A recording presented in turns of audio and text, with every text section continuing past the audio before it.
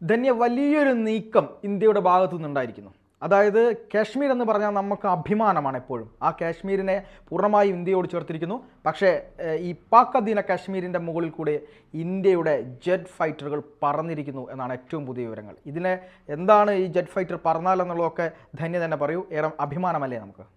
തീർച്ചയായിട്ടും ഇത് അഭിമാനത്തിനപ്പുറം ഇന്ത്യ എന്താണ് ഇതുകൊണ്ട് ഉദ്ദേശിക്കുന്നത് എന്നുള്ള ഒരു സംഗതി ഇന്ത്യൻ സേനയോ കേന്ദ്ര സർക്കാരോ ഔദ്യോഗികമായി പറഞ്ഞിട്ടില്ല. അവരിപ്പോഴും നിശബ്ദതയിലാണ് എന്നുള്ളത്. എന്തോ ഒരു ആസൂത്രണം എവിടെയൊക്കെ നടക്കുന്നു എന്നുള്ളത് നമുക്കറിയാം. പാക് അധിനിവേശ കാശ്മീർ പാകിസ്ഥാന് വേണമെന്ന് പറഞ്ഞുകൊണ്ട് പിന്നെ കുറേ നാളുകളായി ഇതിൻ്റെ മേളിൽ വലിയ രീതിയിലുള്ള പ്രശ്നങ്ങളൊക്കെ പാകിസ്ഥാൻ നടത്തുന്നുണ്ട്. പക്ഷേ അതിൽ ഒരു നിലപാടും ഒരിക്കലും അത് വിട്ടുതരില്ല എന്നുള്ള കൃത്യമായ നിലപാട് തന്നെയാണ് ഇന്ത്യ സ്വീകരിച്ച് മുന്നോട്ട് പോകുന്നത്. അതിനിടയിൽ അമിത്ഷാ ഒരു ചെറിയ കാര്യം ഈ അടുത്ത് പറഞ്ഞിരുന്നു. അതായത് പാക് അധിനിവേശ കശ്മീർ ഇനി ഇന്ത്യയുടേതാകാൻ പോവുകയാണ്. അത് എത്രയും പെട്ടെന്ന് പാക് അധിനിവേശ കശ്മീർ ഇന്ത്യയുടെ ഭാഗമാകും എന്ന് തന്നെ അദ്ദേഹം പറഞ്ഞു. അതൊരു സൂചനയാണ്. അല്ല, അമിത്ഷാ ഒരു കാര്യം പറഞ്ഞാൽ അത് കൃത്യതയാണ്. നമ്മളത് പിന്നെ അത് നടന്നു എന്നങ്ങ് മനസ്സിലാക്കി കഴിഞ്ഞാൽ മതി. പാകിസ്ഥാൻ ഇനി എന്തൊക്കെ കളികൾ ഇറക്കിയാലും അത് വില പോകാൻ പോകുന്നില്ല. കാരണം ആർട്ടിക്കിൾ 317 റദ്ദാക്കിയപ്പോൾ തന്നെ കേന്ദ്രത്തിൻ്റെ പവർ എത്രയാണ്, BJP സർക്കാരിൻ്റെ പവർ എത്രയാണ് എന്നുള്ളത് നമുക്ക് മനസ്സിലാക്കാൻ സാധിച്ചതാണ്. ഒരു പ്രതിഷേധവും ആർക്കും ഒരു തീവ്രവാദികൾക്കും ഉണ്ടാക്കാൻ കഴിയാത്ത രീതിയിൽ ഇവിടുത്തെ മലയാളത്തിലെ കുറേ മാധ്യമങ്ങൾ അതിനെ കുറേ വളച്ചൊടിച്ചുവെങ്കിൽ പോലും കേന്ദ്ര സർക്കാർ അക്കാര്യത്തിൽ ഒരു രീതിയിലുള്ള പിന്മാറ്റവും നടത്തിയില്ല. ആ പ്രകടന പത്രികയിൽ പറഞ്ഞ കാര്യങ്ങൾ ആർട്ടിക്കിൾ 317, പിന്നെ അയോധ്യയിലെ ക്ഷേത്രം, ശ്രീരാമക്ഷേത്രം, CAA നടപ്പിലാക്കാൻ അവർ പറയുന്ന കാര്യങ്ങളെല്ലാം ചെയ്തു കഴിഞ്ഞുകൊണ്ടിരിക്കുന്നു. അപ്പോൾ പിന്നെ പാക് അധിനിവേശ കശ്മീർ ഇന്ത്യയുടേതെന്ന് അമിത്ഷാ ഉറപ്പിച്ച് പറഞ്ഞാൽ അത് ഇന്ത്യയുടേതായി എന്ന് നമ്മളങ്ങ് ചിന്തിക്കുക എന്നുള്ളത് മാത്രമാണ്. അതിലപ്പുറം ഇനി ഒന്നും സംഭവിക്കാൻ ഇല്ല എന്നുള്ളതാണ്. എന്തായാലും ഇത് ട്വിറ്ററിലാണ് ഇതിൻ്റെ ഒരു ചിത്രം പ്രത്യക്ഷപ്പെട്ടത്. വെരിഫൈഡ് ഇതിൽ നിന്നാണ് ഈ ചിത്രം വന്നത്. അതുകൊണ്ട് നമുക്ക് കൃത്യമായും ഇതിനെ അവിശ്വസിക്കാതിരിക്കേണ്ട കാര്യമില്ല. ഇത് നമുക്ക് കൃത്യമായും വിശ്വസിക്കാം എന്നുള്ളത് തന്നെയാണ്. ഇത് നമുക്കൊരു അഭിമാന നിമിഷം തന്നെയാണ്.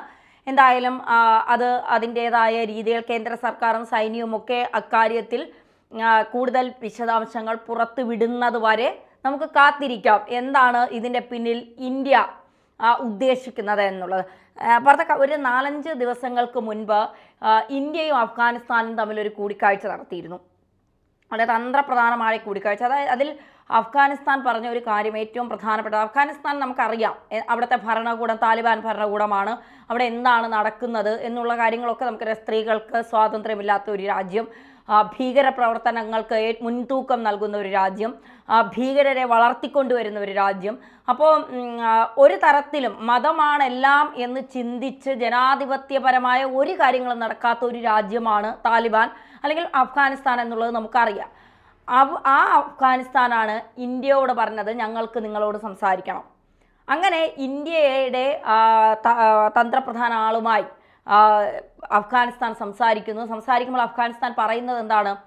പാകിസ്ഥാൻ്റെ ഒരു തീവ്രവാദ പ്രവർത്തനങ്ങൾക്കും ഞങ്ങൾ കൂട്ടുനിൽക്കില്ല.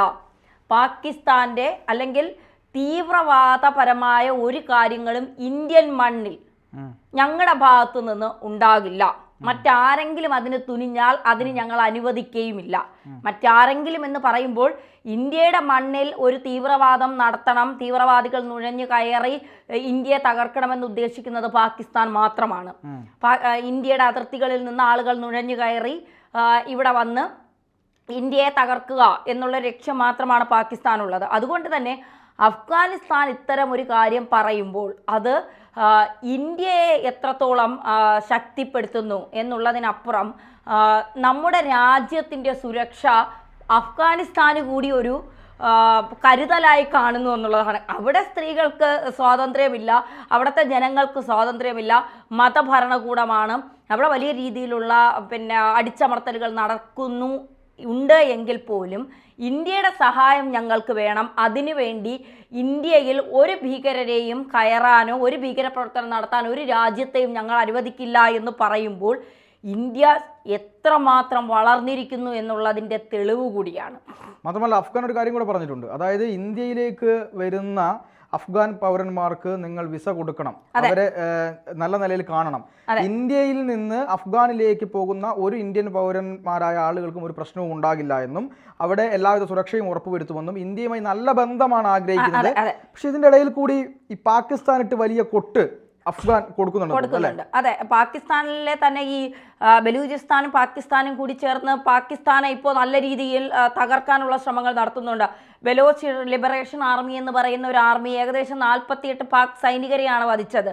പാകിസ്ഥാന്റെ സൈനിക പോസ്റ്റുകളൊക്കെ തകർത്തുകൊണ്ടിരിക്കുന്നു. അപ്പോൾ ബംഗ്ലാദേശും പാകിസ്ഥാനും കൂടി ചേർന്ന് ഇന്ത്യയെ തകർക്കാം എന്നുള്ള പദ്ധതി ആസൂത്രണം ചെയ്ത് തുടങ്ങിയപ്പോൾ ഇവിടെ ബലൂചിസ്ഥാൻ അഫ്ഗാനിസ്ഥാനും കൂടെ ചേർന്ന് പാകിസ്ഥാനെ തകർക്കാനുള്ള മുഴുവൻ പദ്ധതികളും ആസൂത്രണം ചെയ്ത് കഴിഞ്ഞു എന്നുള്ളതാണ്. ഇവർ പറയുന്നത് പാകിസ്ഥാൻ ആസ്ഥാനമായി പ്രവർത്തിക്കുന്ന ഭീകര സംഘടനകളായ ലഷ്കർ-എ തൊയ്ബ, ജെയ്ഷെ മുഹമ്മദ് എന്നിവയിൽ നിന്നുള്ള ഭീകരരുടെ സാന്നിധ്യവുമായി ബന്ധപ്പെട്ട സുരക്ഷാ ആശങ്കയുണ്ടെന്ന് ഇന്ത്യ അറിയിച്ചിട്ടുണ്ട്.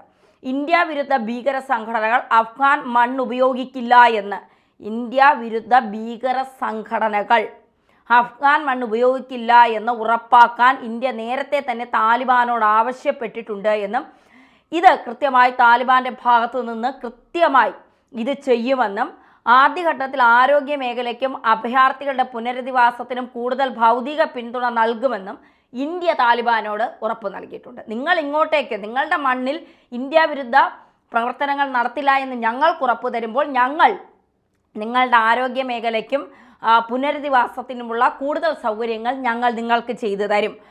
5 ലക്ഷത്തിലധികം അഫ്ഗാൻ അഭയാർത്ഥികളെ പാകിസ്ഥാൻ പുറത്താക്കിയതിൻ്റെ പശ്ചാത്തലത്തിലാണ് അവരുടെ പുനരധിവാസത്തിന് സഹായം നൽകാൻ ഇന്ത്യ സന്നദ്ധത അറിയിച്ചത്.